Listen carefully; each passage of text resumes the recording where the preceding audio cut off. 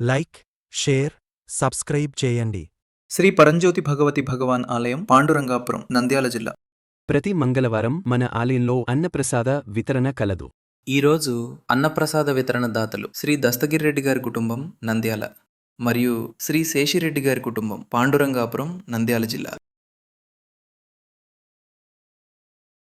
ఓం సుముఖాయ నమః, ఓం ఏకదంతాయ నమః, ఓం కపిలాయ నమః, ఓం గజకర్ణకాయ నమః, ఓం లంబోదరాయ నమః, ఓం వికటాయ నమః, ఓం విఘ్నరాజాయ నమః, ఓం ధూమ్రకేతవే నమః, ఓం గణాధ్యక్షాయ నమః, ఓం పాలచంద్రాయ నమః, ఓం గజాననాయ నమః, ఓం వక్రతుండాయ నమః.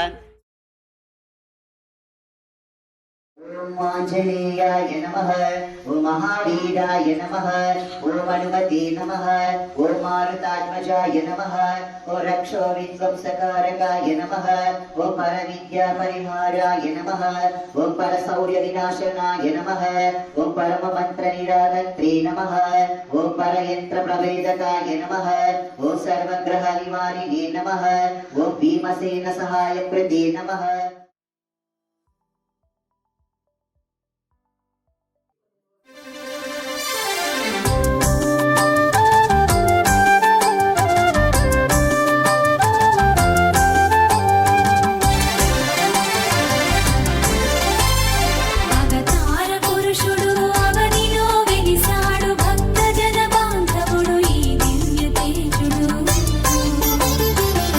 భక్తులే పిలువ పలికేటి దైవం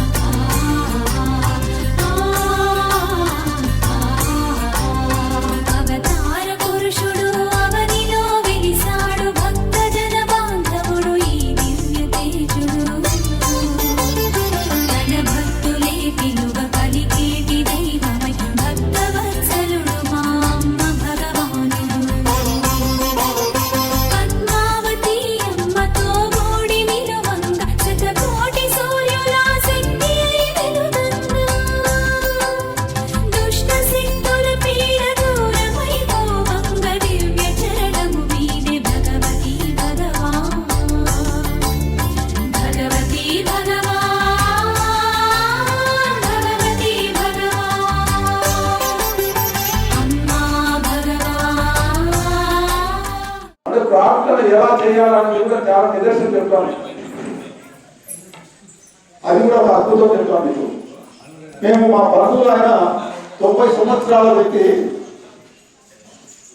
కాలు ఇక్కడ తొడ దగ్గర ఫ్రాక్చర్ అయిపోయింది, కింద పడి ఫ్రాక్చర్ అయితే ఆ వ్యక్తికి ఏం చేశారంటే పుత్తూరు కట్టు కట్టించారు.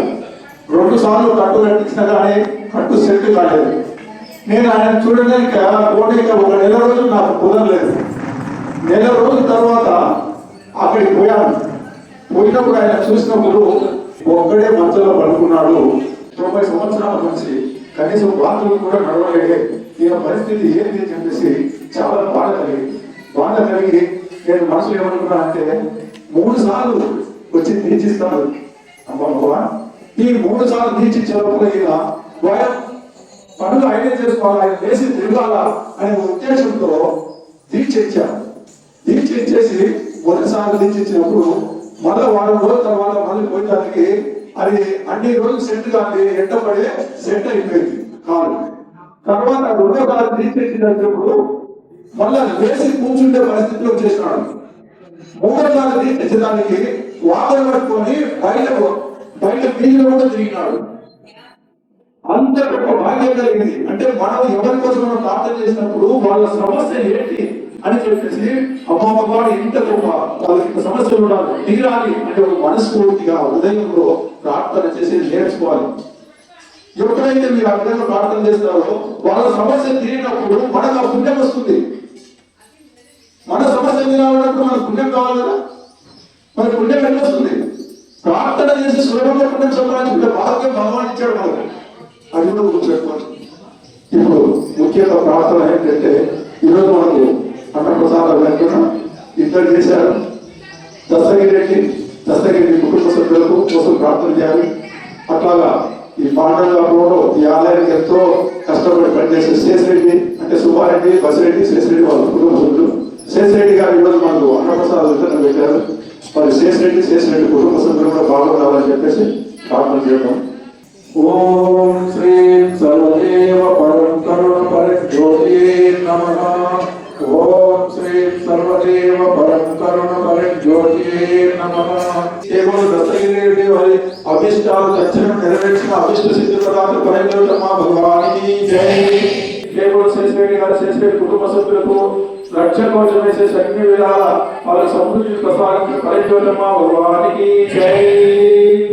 చేయడం వసంతరావు వారి శరీరంలో వైవిశ్వర చైతన్యం పూర్తిగా నింపేసేసి ఆయన శరీరంలో ఉన్న ప్రతి ఒక్క అవయవానికి సంపూర్ణమైన ఆరోగ్యాన్ని, శక్తిని ప్రసాదించి మన ఆలయానికి వచ్చేలాగా అనుగ్రహాన్ని ప్రసాదించిన ఆరోగ్య ప్రదాతం వైవిశ్వర పరజ్యోతమ్మ భగవానికి జై.